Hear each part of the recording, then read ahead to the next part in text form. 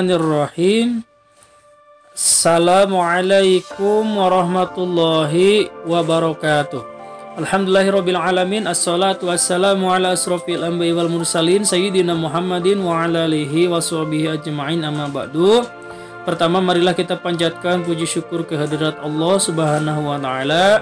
Salawat beserta salam tak lupa kita junjungkan, kita curahkan kepada baginda alam, yakni habibana wa nabiyana Muhammad sallallahu alaihi wasallam. Alhamdulillah kita dapat berjumpa di pembelajaran materi bab 4, mungkin pertama dan yang terakhir ini ya untuk bab 4, yaitu pembahasannya adalah mewujudkan persatuan dan kebanggaan sebagai bangsa, yaitu wujud nilai kebangkitan nasional. Oke, next. 1. Mewujudkan persatuan Indonesia. Pada masa perjuangan kemerdekaan Indonesia, pengertian persatuan Indonesia adalah sebagai faktor kunci, yaitu sebagai sumber semangat dan motivasi dan penggerak perjuangan Indonesia. Hal itu tercantum dalam pembukaan Undang-Undang Dasar 1945 yang berbunyi, dan perjuangan pergerakan Indonesia telah sampailah pada saat yang berbahagia dengan selamat sentosa dan mengantarkan rakyat Indonesia ke depan pintu gerbang kemerdekaan negara Indonesia yang merdeka, bersatu, berdaulat, adil, dan makmur. Itu adalah wujud persatuan Indonesia dari dulu sampai sekarang seperti itu. Next, tahap-tahap pembinaan persatuan bangsa Indonesia yang paling menonjol adalah sebagai berikut. A. Perasaan senasib. Perasaan senasib sebagai bangsa akan meningkatkan rasa persatuan dalam seluruh rakyat Indonesia. B. Kebangkitan nasional. Kebangkitan nasional adalah sesi pergerakan perjuangan bangsa Indonesia yang mulai menyadari kondisi dan potensi sebagai satu bangsa. Ini dulunya Indonesia ini dijajah dan dibodohi terus. Tetapi ketika kebangkitan nasional yang ditandai dengan munculnya pergerakan-pergerakan nasional seperti Budi Utomo, mulailah Indonesia sadar bahwa kita itu perlu bersatu dan bangkit dari penjajahan. Selanjutnya ditandai dengan tahap pembinaan Sumpah Pemuda, merupakan penegasan bagi bangsa Indonesia yang itu untuk mewujudkan sebuah negara yang memiliki identitas dan dicintai rakyatnya. Ya, Sumpah Pemuda juga terjadi itu untuk membina bangsa Indonesia yang tadinya terpecah-pecah pemudanya, disatukanlah dengan yang namanya Sumpah Pemuda. Nah, yang terakhir puncaknya adalah Proklamasi Kemerdekaan. Proklamasi tanggal 17 Agustus 1945 merupakan titik puncak kemerdekaan atau perjuangan rakyat Indonesia. Ya, ini adalah titik di mana Indonesia mulai merdeka, mulai menata negaranya, yaitu negara Indonesia seperti itu. Next. Nah, tadi setelah disebutkan persatuan-persatuan, yang terjadi pada era zaman sekarang ini adalah kemunduran dan jiwa semangat kebangsaan pada diri pemuda. Menurut laporan Kemenpora RI, ada 10 masalah pada generasi pemuda zaman sekarang. Wah, banyak banget ya. Mungkin bisa saja lebih. Yang pertama, masih maraknya tingkat kekerasan di kalangan pemuda. Nah, jelas di mana di Indonesia ini banyak ya. Contoh adanya yang namanya tawuran di kalangan pelajar ya. Permusuhan di kalangan pemuda, aduh, itu sudah mulai tidak bisa dihindarkan, pasti ada saja seperti itu. Adanya kecenderungan sikap ketidakjujuran yang makin membudaya. Nah, ini sikap tidak jujur juga sudah membudaya. Contohnya ketika belajar saja banyak yang mencontek seperti itu. Sehingga tidak aneh kalau misalkan zaman sekarang itu ya banyak yang namanya korupsi, nepotisme. Akibat apa? Ketika belajar, ketika menjadi seorang siswa ataupun mahasiswa saja sudah tidak jujur. Nah, oleh karena itu zaman sekarang itu tidak aneh banyak yang namanya koruptor. Tapi kita harus menghindari yang namanya sikap tidak jujur ini. Next, berkembangnya rasa tidak hormat kepada orang tua, guru, dan pemimpin. Sudah mulai muncul yang namanya hal seperti ini. Pada orang tua disuruh beli apa, tidak mau. Sedangkan minta kuota, minta pulsa, harus, maksa. Nah, itu tidak boleh. Nah, disuruh oleh guru dan pemimpin. Contoh misalkan oleh guru suruh belajar, suruh membaca juga sudah jarang yang mau sekarang. Dan pemimpin juga sama seperti itu. Ini sudah mulai muncul ya hal-hal seperti ini. Sikap rasa curiga dan kebencian satu sama lain. Ini curiga satu sama lain antar teman, antar sesama, ya, mengakibatkan yang namanya perpecahan. Penggunaan bahasa Indonesia yang makin memburuk. Ya, bahasa Indonesia ini sudah mulai ditinggalkan. Bahkan bahasa Indonesia ini sudah mulai dihilangkan oleh pemuda-pemudanya.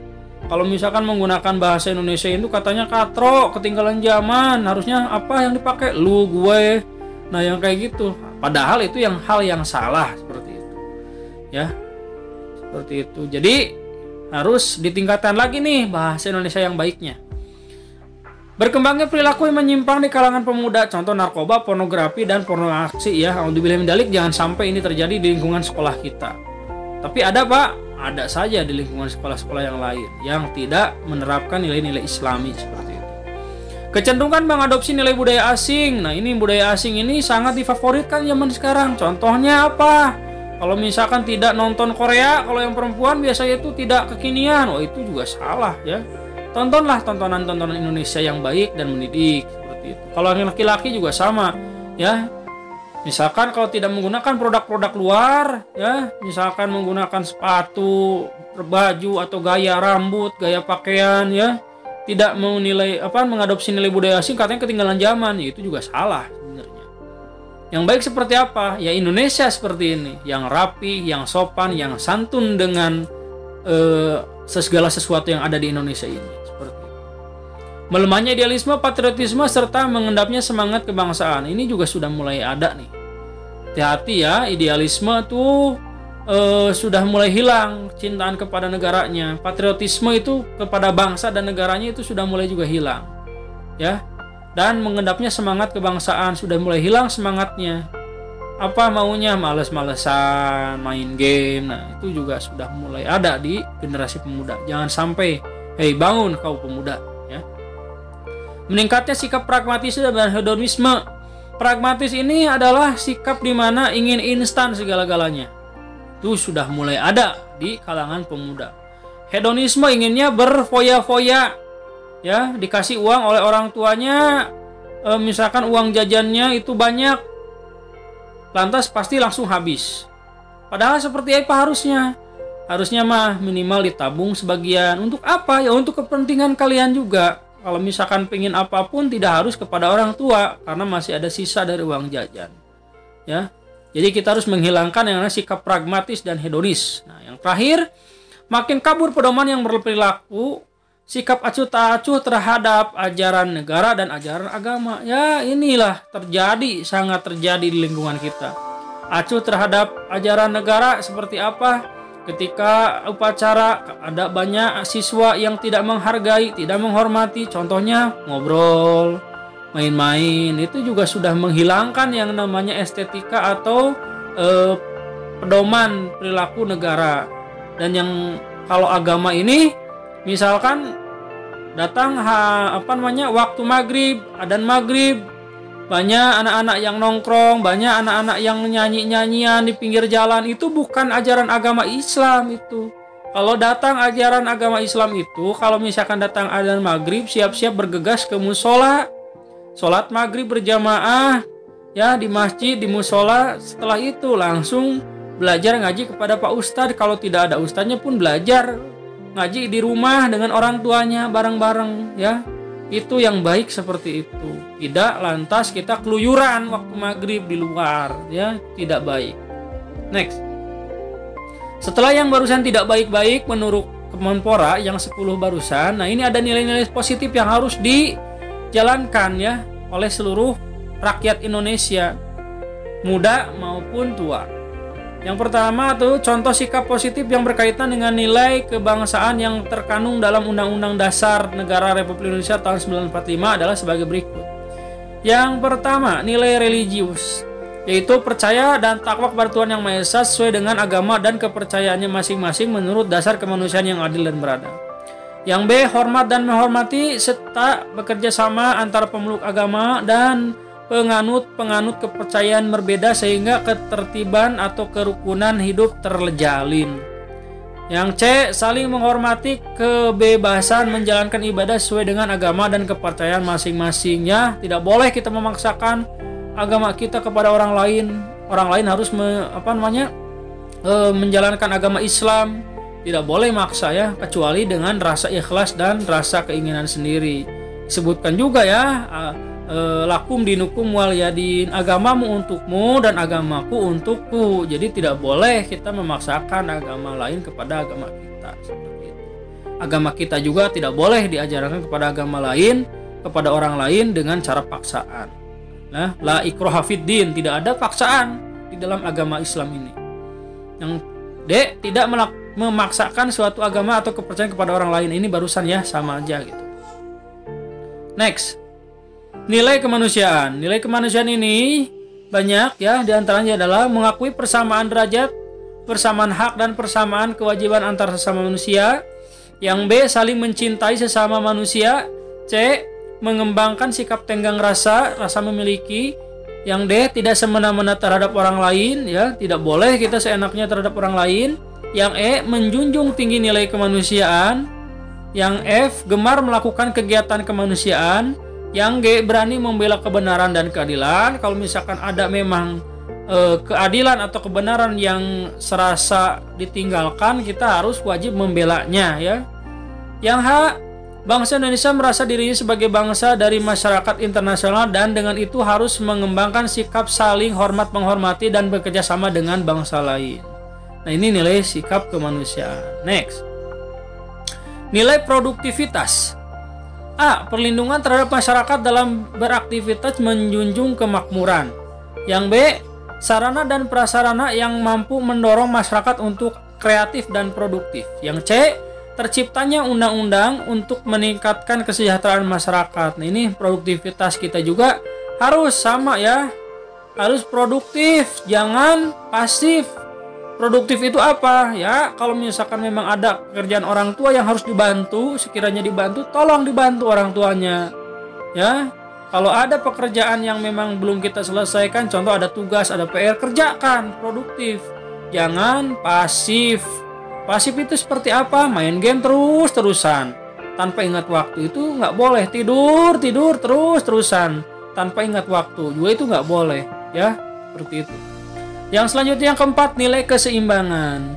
A, menjalankan hak dan kewajiban sebagai warga negara yang proporsional, tidak memaksakan kehendak, saling tolong menolong ya, rukun dan damai, menghormati perbedaan agama dan antar persahabatan, serta membela dan melindungi yang lemah. Yang B, keseimbangan antara kehidupan jasmani dan rohani. Nah, ini yang juga kita harus jalankan ya. Antara hak dan kewajiban harus seimbang tadi ya, sama seperti produktivitas. Itu kalau misalkan waktunya sholat, waktunya makan, waktunya istirahat, waktunya tidur. Tidak boleh tubuh ini terus dipaksakan untuk beraktivitas, juga tidak boleh ya. Yang selanjutnya, keseimbangan antara kehidupan jasmani dan rohani. Nah, itu hampir sama barusan ya. Apalagi di tengah pandemi seperti ini, jasmani kita dan rohani ini harus seimbang. Jangan sampai kita meninggalkan olahraga lah, minimal. Olahraga apa sih? Peregangan otot-otot ya. Kalau yang laki-laki coba pull up, push up, sit up, itu jalankan lagi ya. Yang biasa futsal mungkin terhenti karena pandemi ya. Setidaknya minimal di rumah kita itu menjalankan olahraga, contoh lari-lari kecil gitu. Kalau rohani ya kita sudah jelas ya, sudah tahu ya, menjalankan rohani ini adalah sholat, puasa gitu. Itu juga bagus untuk tubuh kita di tengah pandemi seperti ini ya. Yang E, nilai demokrasi. Kedaulatan berada di tangan rakyat, berarti setiap warga negara memiliki kebebasan yang bertanggung jawab terhadap penyelenggaraan pemerintah sehingga dapat terwujud persatuan dan kesatuan Indonesia. Pilar utama dalam membangun persatuan kesatuan bangsa masyarakat adalah sebagai berikut: rasa cinta tanah air, jiwa patriotik bangsa, terciptanya kesejahteraan bagi seluruh rakyat Indonesia, pemahaman yang benar atas realitas adanya perbedaan dalam keberagaman, tumbuhnya kebanggaan sebagai bangsa Indonesia. Ini adalah nilai demokratis. Yang F, nilai kesamaan derajat. Setiap warga negara memiliki hak, kewajiban, dan kedudukan yang sama di depan hukum. Ya, yang G, nilai ketaatan hukum. Setiap warga negara terhadap tanpa pandang bulu menaati setiap hukum dan peraturan yang berlaku ya.